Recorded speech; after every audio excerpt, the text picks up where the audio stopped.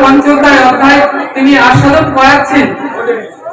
আজ আকাশে পূর্ণ চন্দ্র উদিত হয়েছে, চন্দ্রের কিরণে বনভূমি আলোকিত হয়ে গিয়েছে, সমগ্র বনভূমি আকাশে পূর্ণ চন্দ্র তারা বেষ্টিত। আর না যোগমায়া গোবিন্দের অন্তরে তিনি কি করলেন? রাসে সংকল্প জাগালেন। আর গোবিন্দ কি করলেন? না মুরলীখানা হাতে নিয়ে তিনি ছুটে এলেন বৃন্দাবনে, যমুনা পুলিনে, কদম্বের মূলে। দেখো অনেক কথা হচ্ছে, জানো তো, পেছন থেকে অনেক কথা হচ্ছে। আমরা একটা আস্বাদন করতে বসেছি, অনেক কথা হচ্ছে। একটু কথাটা একটু কম বললে ভালো হয়। ভাগবত আসরে কথা বললে অপরাধ হয়। কাউকে কথা বলতে হলে দূরে গিয়ে কথা বলো, তাহলে এখান থেকে উঠে গিয়ে কথা বলো। ভাগবত আসরে কথা বলতে নেই মা। এমন সন্ধ্যা হয় কি না হয় জেনে রেখো, এমন কথা অমৃত আমরা পান করছি, হয় কি না হয়। তাই কিছুক্ষণের জন্য আমরা একটু মৌন থাকি, একটু কথা শ্রবণ করি। আজ আকাশে পূর্ণ চন্দ্র উদিত হয়েছে। আর যোগমায়া কি করলেন? গোবিন্দের অন্তরে রাস ক্রিয়া তিনি সংকল্প জাগালেন। যোগমায়া কাকে বলে? ভগবানের অন্তরে যে কোনো লীলা যখন করতে হবে, যোগমায়াকে পাওয়ার অফ অ্যাটর্নি দেওয়া আছে। তিনি যেটা মনে করবেন ভালো সেটাই করতে পারেন। শাস্ত্র বলেন যোগ মায়া, যোগ শক্তি, বিশুদ্ধা শক্তি পরিণতি, তার শক্তি লোক দেখাইতে এরূপ পুরাতন ভক্তগণের গুণধন প্রকাশ করিল নিত্য লীলা হইতে। নিত্য লীলা থেকে যোগমায়া গোবিন্দকে নিয়ে এসছেন এই জগতে। আজকে কি হচ্ছে? গোবিন্দ বেনু নিয়ে বৃন্দাবনে, যমুনা পুলিনে, কদম্বের মূলে চলে এলেন। কেন? না যুবতী গোপালগণের সঙ্গে রাস লীলা করবেন। রাস হচ্ছে ভক্ত ভগবানের মিলন। এই ভক্ত আর ভগবানের মিলনকে রাস বলে। তাহলে দেখে মনে হচ্ছে একটা প্রবৃত্তিমূলক মিলন। তাহলে প্রবৃত্তি নয়, এটা প্রবৃত্তিমূলক মিলন। দেখো মনে রাখবে, রাস শুনবার আগে কারুর মনে যেন কোন রকম জড় চেতনা, জড় ভাব, জড় বুদ্ধি, কাম ভাব কখনো জাগ্রত না হয়। কেন? না সাপ ধরবার আগে যেমন দেহকে বন্ধন করতে হয়, দুরারোগ্য ব্যাধিতে পড়বার আগে যেমন ভাইরাস অ্যাটাক করার আগে তাকে যেমন কি করতে হয়? ভাইরাস প্রতিষেধক দিতে হয়। ভাগবত আসরে রাস শুনবার আগে প্রত্যেককে সৎ চিন্তা, সৎ ভাবনা, শুদ্ধ ভাবনা নিয়ে একান্ত চিত্তে ভাগবতের রাস পঞ্চোধ্যায় শ্রবণ করতে হবে। এটা মনে রেখো। তাহলে আজকে কি করলেন? না গোবিন্দ বেনু নিয়ে যমুনা পুলিনে, কদম্বের মূলে এসে দাঁড়ালেন। কেন? না রূপবতী ভোজনধরার সঙ্গে রাস ক্রিয়া করবেন। তাহলে আজকে যখন গোবিন্দ এলেন, সেই ভোজনধরা গণ সেই তো বসে আছেন। কবে? না যেদিন থেকে বৃন্দাবনে কাত্যায়নীর ব্রত করেছিলেন ব্রজদেবীগণ। হেমন্তকালে কাত্যায়নীর ব্রত করেছিলেন।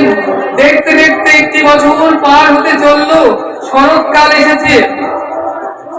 ব্রজদেবীগণ মনে মনে ভাবছেন, কই তার ডাক তো এখনো এলো না। আমি তো একাগ্র চিত্তে আমরা ব্রজদেবীগণ বসে আছি, আর কবে তোমার সেবা ডাক পাবো?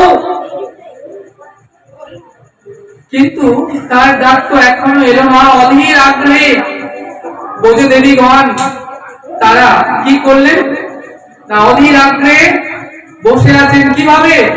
দু কান পেতে। দেখো শব্দের অপূর্ব সুন্দর, শব্দের বুঝছো না। ব্রজদেবীগণ কিভাবে বসে আছে? দু কান পেতে বসে। দুটো কান দেখছো না? দু কান বসে আছে। কেন? না আর কবে তোমার সেবা ডাক পাবো? গোবিন্দ কবে মুরলিত ধ্বনিত করে আমাদেরকে ডাকবেন? দু কান। শাস্ত্র বললেন ভালো করে শোনো তো কি বলছে। দু কান, দোকান পেতে বসে আছে। দোকান পাতলে কি হয় জানো না? কিছু বেচা কেনা হয়। তাহলে দোকান পেতে বসে থাকতে হয়। দোকান পেতে বসে আছে, কাস্টমার আসছে না। সকাল গেল, দুপুর বেলা গেল, রাত্রেও কাস্টমার আসছে না। এখন দোকানের ঝাঁপ বন্ধ করতে হবে। ঝাঁপ বন্ধের সময়ও কাস্টমার এসে যেতে পারে। কখন যে কাস্টমার আসবে কেউ কিন্তু জানে না, কিন্তু তোমাকে দোকান পেতে বসতে হবে, দোকান পাতলে কিছু না কিছু বেচে কেনা হবে। মহাজন কি বললেন শোনো, এবার ভাব নিচ্ছে দেখছেন। তিনি বলছেন যে দোকানি যেমন ঝাঁপ ফেলে দেয়, তেমনি আমরা সকালবেলাতে এই জগতে এসেছি, এই দু চোখের ঝাঁপ, খুব ধ্যান দেবে, দু চোখের ঝাঁপ যেদিন বন্ধ হয়ে আসবে সেদিন হয়তো প্রাণ গোবিন্দ এসে তোমার সামনে দাঁড়াবে, তুমি শুধু দোকান পেতে বসে থাকো। এই কলির জীব, তোমার তো সাধ্য নাই, তুমি শুধু দোকান পেতে বসে থাকো, তুমি শ্রবণ করো কৃষ্ণ নাম, শ্রবণ করো কৃষ্ণ কথা, তাহলেই সব হয়ে যাবে। তাই আজকে বলি দেবীগণ বসে আছেন, দেবী কাত্যায়নী বলেছিলেন যে কৃষ্ণ অবশ্যই তোমাদের প্রাপ্ত হবে, কারণ বলি দেবীগণ আমার গোবিন্দকে প্রতিরূপে লাভ করতে চেয়েছিলেন। তাই আজকে গোবিন্দ ভোজনকরা দেবীদের সঙ্গে মিলবার জন্য যমুনা পুলিনে কদম্বের মূলে হাতে বংশী নিয়ে তিনি এলেন। রসঙ্গনা তিনি গোপীদের সঙ্গে রাস ক্রিয়া করবেন এই উন্মা জানায়। তাই যখন গোবিন্দ এলেন, এসে কি করলেন, তা মুরলীতে ধ্বনিত করলেন। কোন মন্ত্র? কামবীজ, কামবীজ মন্ত্রে তিনি ধ্বনিত করলেন। সেই গোবিন্দের মুরলীর ধ্বনি কাদের কানে গিয়ে পৌঁছালো? যারা দোকান পেতে বসেছিল, যারা দোকান পেতে বসে আছে তাদের কানে গিয়ে এই মুরলীর ধ্বনি পৌঁছালো, তাদের ধ্বনির কানে গিয়ে পৌঁছালো। খুব ধ্যান দেবে। তাহলে বললেন ধ্বনি কারা গো? বলেন ভোজন কারা গণ, বোঝো গোপী যারা ধ্বনি। শাস্ত্র বলেন ধ্বনি কারা জানো? কারা ধ্বনি? এই জগতে যাদের অনেক অর্থ আছে, টাকা কড়ি আছে, বাড়ি গাড়ি আছে, বিশাল সম্পত্তি আছে, এই জগতে তারা ধনী। লোকে বলে দেখো কত ধনী, এত বড় বাড়ি, এত গাড়ি, কত টাকা, ব্যাংক ব্যালেন্স, বড় ব্যবসা, তাহলে তাদের কি বলে? ধনী। কিন্তু যাদের টাকা নেই, বাড়ি নেই, গাড়ি নেই, বিষয় আশায় কিছু নেই, তারাও ধনী। যারা তারা কেমন ধনী গো? যারা কৃষ্ণ নাম ধনে ধনী, যারা কৃষ্ণ প্রেম ধনে ধনী, যারা কৃষ্ণ ধনে ধনী। তাহলে বলছে যাদের হৃদয়টা কৃষ্ণ নাম ধনে ধনী, কৃষ্ণ প্রেম ধনে ধনী, এই জগতে তারাও ধনী। তারা কি করে জানো? যাদের অনেক টাকা কুড়ি, বিষয় সম্পত্তি, তাদের কিন্তু রাতে তারা ঘুমাতে পারে না, তাদের চিন্তা হয় কখন যেন ওই টাকা কুড়ি চুরি হয়ে না যায়। কিন্তু যাদের টাকা নেই, কুড়ি নেই, বিষয় নেই, তারাও কিন্তু ঘুমাতে পারে না। দুজনের মধ্যে একটা কমন পার্থক্য। কেন? তারা ওই রাত জেগে তারা বসে থাকে, হৃদয়ের বদ্ধ দ্বার খানা খুলে, হে প্রভু তুমি এসো, আমি যুগ যুগ ধরে, জন্ম জন্ম ধরে আমি তোমার থেকে পালিয়ে বেড়াই, তা ধরা যখন পড়ে গেছি, হে হরি হর আমার বলতে যা কিছু আছে, কাম কামনা বিষয় বাসনা ভোগ বাসনা যা আছে সব কিছু হর প্রভু, সব কিছু তুমি চুরি করো, সব কিছু হর প্রভু, সব কিছু চুরি করো। নবীন দল জল জীবন টলমল, জীবন যেন পদ্ম পত্রে নেই, আমাদের জীবনটা পদ্ম পত্রে দেখবে কচু পাতায় সবসময় যে জলবিন্দু টলমল করছে, জীবনটা যেন এই বুঝি প্রাণটা গড়িয়ে পড়ে যায়। তাই বললেন নিঃশ্বাসের কি বিশ্বাস আছে তবু অবোধ মন, কোন ভরসায় করছো তুমি কাল রাত্রি যাপন। তাই আজকে কি হলো না, ধনী বৃন্দাবনে যারা কৃষ্ণ নাম ধনে ধনী, প্রেম ধনে ধনী, তাদের কানে কিন্তু এই বংশীর ধ্বনি এসে পৌঁছালো। ওমা যাদের টাকা কড়ি নেই, তাদের ধনী হতে গেলে কি করতে হবে গো? সেই অর্থ উপার্জন করতে হবে, তাই না? উপার্জন করে অর্থ লাভ করে ধনী হতে হবে। তাহলে যারা জন্মগত সূত্রে ধনী হয়েছে, ধ্রুব, প্রহ্লাদ, মহারাজ অম্বরীশ, গজেন্দ্র, যারা কিন্তু কৃষ্ণ নামে ধনী হয়েছে, তাই না? যে ভক্তের হৃদয়ের সর্বস্ব ধন কৃষ্ণ, তারা কিন্তু ধনী, কিন্তু যার হৃদয়ে কৃষ্ণ ধন নেই, তাহলে তিনি ধনী কি করে হবেন? যারা দিবানিশি হা কৃষ্ণ বলে কাঁদে, হা কৃষ্ণ তোমার হলাম বলে নয়ন জলে ভাসে, কৃষ্ণ কৃষ্ণ কৃষ্ণ বলে যারা কাঁদে, কৃষ্ণ যাদের হৃদয়ের সর্বস্ব ধন, একবার যদি তারা কৃপা করেন, তাদের একটু চরণ ধুলি তোমাকে দেয়, তাদের একটু প্রসাদামৃত তোমাকে দেয়, তাদের যদি একটু কৃপা তোমাকে করেন, তাহলে কৃষ্ণ ধন তোমার না থাকলেও তুমি কৃষ্ণ নামে কৃষ্ণ প্রেম টানে ধনী হয়ে যাবে। আর বিনা প্রেমে নাহি মেলে নন্দলালা, গোবিন্দকে পাওয়ার একটাই মাত্র উপায়, সেটা হচ্ছে প্রেম। তোমরা জানো পূজার প্রেমের মধ্যে তফাৎ কি? এই যে এখানে অনেক আজকে পূজা হচ্ছে, আজকে রাস লীলা অনেক জায়গায় শুনবেন পূজা হচ্ছে। এই যে আমরা বলি দুর্গা পূজা, কালী পূজা, লক্ষ্মী পূজা, চণ্ডী পূজা, শিব পূজা, গণেশ পূজা, তাহলে পূজা আর প্রেমের মধ্যে তফাৎ কি গো জানো? পূজা সব দেবতাকে পূজা করতে বলা হয়েছে, কিন্তু গোবিন্দের ক্ষেত্রে পূজা নেই। গোবিন্দ আমার ভজনের বস্তু, গোবিন্দকে ভজতে বলা হয়েছে। পূজার বিধি নিষেধ আছে, এই সন্ধ্যার মধ্যে পুজো পাঠ হবে, ভাগবত কথা হবে, রাতের মধ্যে শয়ন দিতে হবে, এই এই বিধি নিয়ম সব পূজা। পূজনীয় ব্যক্তিকে পূজা করতে পারো, পিতা মাতাকে পুজো করতে পারো, সেই গুরুদেবকে পুজো করতে পারো, কিন্তু ভজন একজনকেই করতে বলা হয়েছে জগৎকে। ভজনের আরাধ্য কে? তিনি হলেন আমার শ্রী গোবিন্দ। গোবিন্দ হলেন ভজনের বস্তু। পুজো করার যেমন বিধি নিষেধ আছে, প্রেম করবার বিধি নিষেধ নেই। এখন রাত 12টা, আমার মনে প্রেম জেগেছে, আমি ফোনটা নিয়ে আমার প্রেমিককে আমি ফোন করতে পারি। এখন আমি রাতের বেলা আমার মনে হলো আমি রাধা রানীকে একটু আমার অন্তরের কথা জানাতে পারি, তার সঙ্গে একটু প্রেম করতে পারি। প্রেমের কোনো সময় নেই, না সকাল না বিকাল, না দিন না রাত্রি, অন্তরে প্রেম জাগলেই তুমি প্রেম করতে পারো।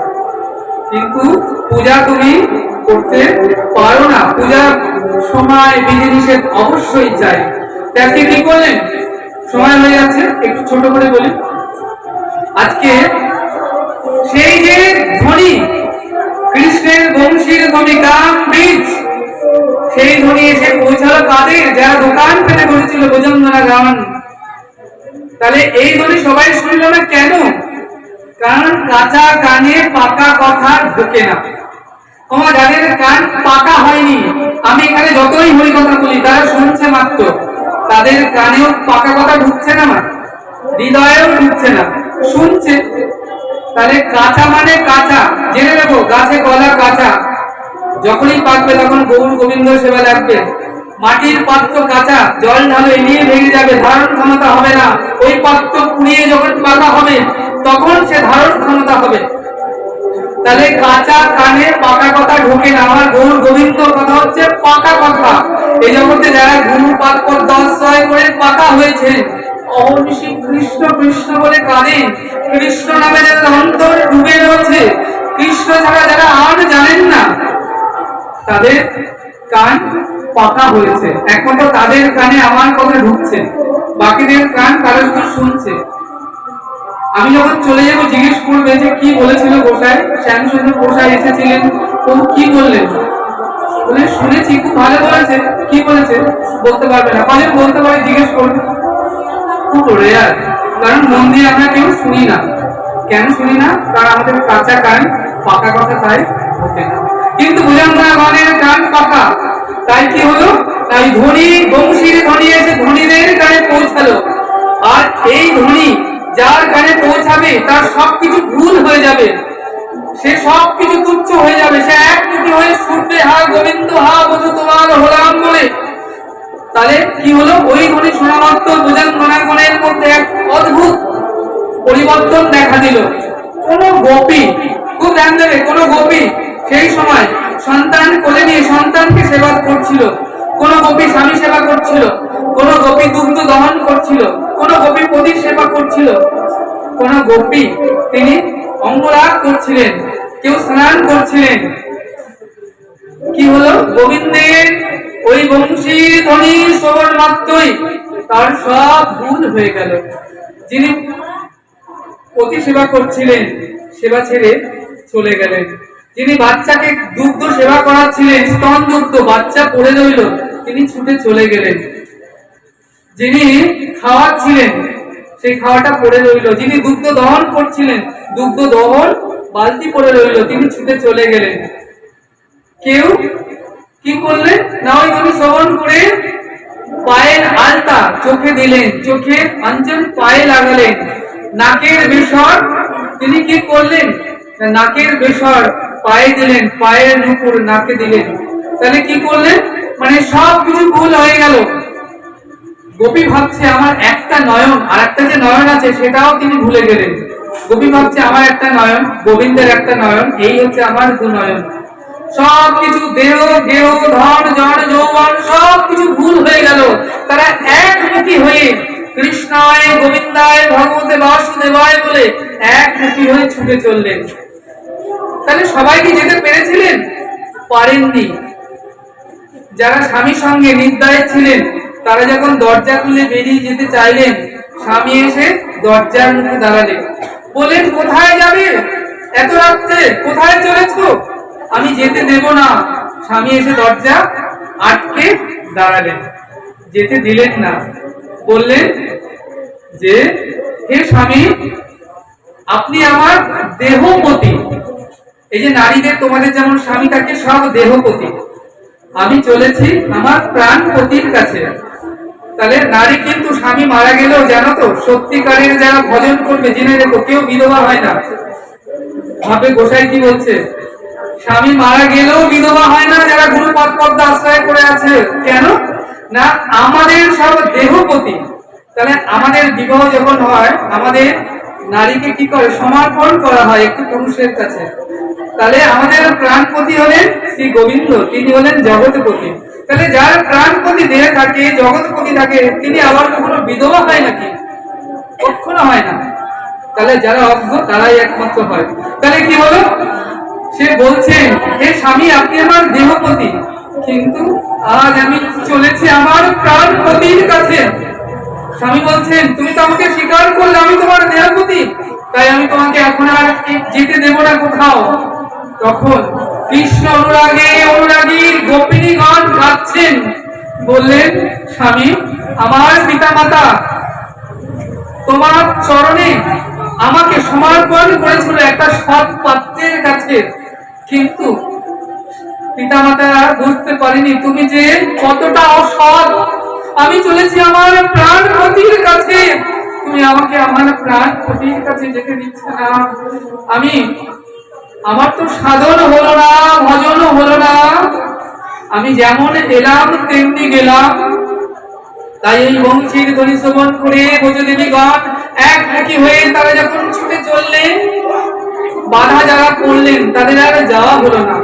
তারা কৃষ্ণ বিরহের তাপে তাদের পূর্ব জন্মের সকল পাপ দূরীভূত হয়ে গেল, পুড়ে গেল। তারা তখন এই পঞ্চভৌতিক দেহকে ত্যাগ করে গুণময় দেহকে লাভ করে তারা সবার আগে রাসস্থলীতে গিয়ে পৌঁছালেন দেহ ছেড়ে। তাহলে যাদের বাধা ছিল তারা সবার আগে গিয়ে পৌঁছালেন। আজকের অনুষ্ঠানটা তোমরা আবার মোবাইলে, যার মোবাইল আছে সবাই শুনতে পাবে আজকে এখানে কি অনুষ্ঠান হলো, তোমরা ঘরে বসে শ্রবণ করতে পারো। তার জন্য তোমরা ইউটিউবে যাবে, গৌর কথা শ্যাম সুন্দর দাস গোস্বামী সার্চ করবে, চ্যানেলটা সাবস্ক্রাইব করবে, ঘরে বসেই তোমরা শ্রবণ করে নিতে পারো। হ্যাঁ, তাই আজকে কি হলো জানো, আজকে সেই শতকোটি ভোজাঙ্গনা গান একমুখী হয়ে গোবিন্দের দিকে ছুটছেন রাসস্থলীতে। কেন না, তাদের অঙ্গ লালসা, তাদের প্রাণনাথের সঙ্গে মিলিত হবেন।